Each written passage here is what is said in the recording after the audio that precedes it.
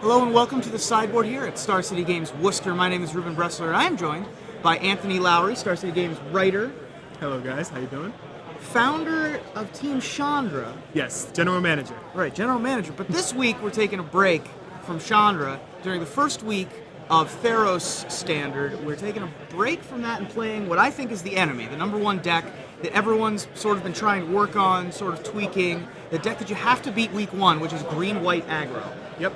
The deck that won Pro Tour Dragon's Maze, picked up a lot of good new tools in the new set. So we're just going to break down what this deck can do. We're going to start with the one-drops.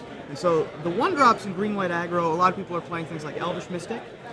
You've gone for a much more aggressive attack here with Dryad Militant and Experiment 1. Rather than the ramp, you find that the power on turn 1 is more important. Right.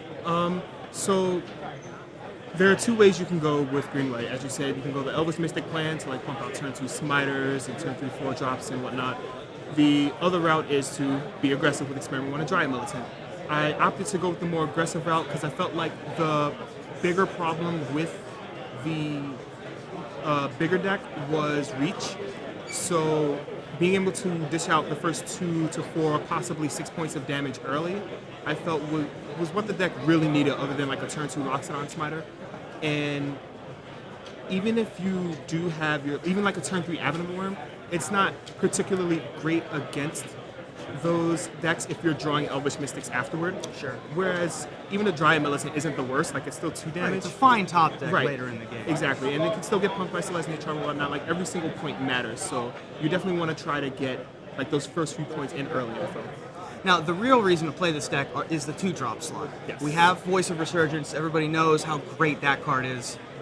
We have Scavenging Ooze, took over Standard for the entire length of while it's been in Standard, and its new friend, Fleecemane Lion, the new monstrous lion, is brand new to Standard. 3/3 for 2, strict upgrade to Watch Wolf. Talk to me about the 2-drop slot, 'cause there are also some other options, like Call of the Conclave, for example. Right. So I actually think Scavenging Ooze is the worst of the 2-drops, mostly because you don't have cards like Snapcaster Mage or flashback cards anymore. It's still a fine card against aggro, which is why you still want some number. Like it's a fine 5-drop, 6-drop, for example. Voice of Resurgence, another card that's excellent against aggro and control for reasons that we've seen before. And Fleecemane Lion is another card that's also really good against aggro, especially the Burning Tree Emissary decks. They're playing 2/2s, you're playing a 3/3. The Monstrous ability is more of a catch-22 ability against the blue X control decks, because most of the time you don't even really Monstrous it. You can use the threat of Monstrous to inconvenience their plays. So oftentimes I'll just attack for 3, go. Attack for 3, go. Because if they do anything, you have a 4/4 indestructible hexproof. So I felt like 4 Voice of Resurgence, 4 Fleecemane Lion, and 2 Scavenging Ooze is sort of the right number. Call of the Conclave is fine. I feel like if you're going the Trostani route, but I opted not to have that here because I wanted more like durability in my 2-drops. And there's even, I've seen some lists running something like Daring Skyjack. Yes. I mean, there's so many ways to go with green-white. It's one of the main reasons why the archetype is so powerful. Another big reason to play the deck is just the raw power you get right after turn 2, Right, pretty yeah. much. With Loxodon Smiter, Advent of the Worm, 2 of the heaviest hitters in Standard, and their new friend, Boom Satyr. Boom, Satyr. Yes. It's an M, not an N at the end. Boom Satyr, the new addition from Theros, able to team up either as bestowed or just as another attacker on either of them, really. Right. It's an excellent, like, it's another flash card that, like, being able to turn 4, Advent of the Worm, into turn 5, attack before damage, bestow, is just incredible. Like, that ability is unreal, and it's one of the reasons to play Boom Satyr.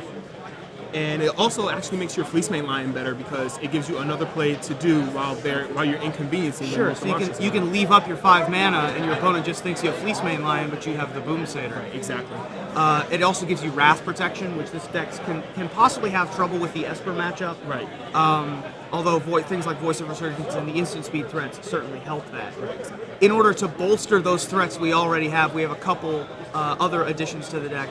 A Johnny Caller of the Pride, and Spear of Heliod. Right. So there's a split between those 2 colorless white spells. Talk to me about those 2 cards and their strengths. So, as said before, the problem with this deck was reach. I was having a lot of trouble beating Stormbreath Dragons and Blood Baron Abyssal. So I was trying everything. I was trying Elspeth, but Elspeth wasn't really working because it kills my Loxodon Smiter, Advent of the Worm. I was playing Deadly Recluse at some point because I just couldn't think of anything. And a friend of mine just basically said, why don't you just kill them, like, go over the top? I'm like, what do I go over the top with? And I just saw a Johnny, and I was like, huh. Like, there is no Silverblade Paladin in the format, and this is the closest thing that you have to that. So being able to play a Johnny along with your hard-hitting creatures is just the reach that you need. Yep. And also giving flying is a real good Right. boon, no pun intended, to your Boon Satyrs and your Advent of the Worms to be able to jump over the top. Right, exactly. And the Spear of Heliod, I felt like didn't have diminishing returns that the third Johnny would have. So, and it's also, I think, a little bit better in the mirror match because it kills their guys. Like, it keeps them from Absolutely one of the spaxing. most powerful cards in the mirror match. We've already seen many formats past that the Glorious Anthems are a huge factor in mirror matches. Exactly. And this one being able to kill attackers like Advent of the Worm, no matter how big their toughness is. Right, Big exactly. deal. Yep. So I don't want to go too deep into sideboards because it's early in the format, so we don't know exactly what we're playing against yet. But one card I do want to point out is Glare of Heresy. For the mirror match, among other things, also takes out Detention Sphere and Chain of the Rocks from the control decks. Yes. Glare of Heresy, not as good as Celestial Purge was back in the day, being an instant as Yeah. opposed to Glare of Heresy being a sorcery is a huge deal. But this is able to take out big things like 100-handed one that you might run into from blue-white control decks, things like that. Glare of Heresy, a real good addition to this deck. Yeah, the big thing about Glare Heresy is that it changes, like the green-white decks in the standard that we've seen before, like it changes how you sideboard against those decks now because you used to bring in Unflinching Courage, but now that strategy doesn't work too much anymore because you'll Unflinching Courage a guy will be like, okay, I'll take the damage and then I'll Glare you the next turn.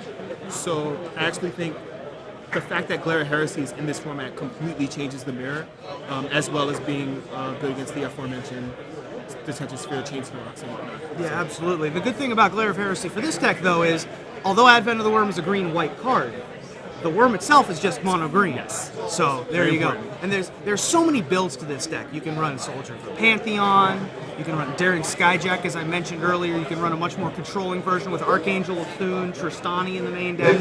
Green-white is going to be a huge player in this metagame, and we've yet to see, obviously, which version it is. Anthony's hoping it's his today here at the very first Standard Open with Theros Leo. Anthony Lowry, thank you for joining me in the sideboard. Thank you very much. And we'll be right back from Star City Games Worcester.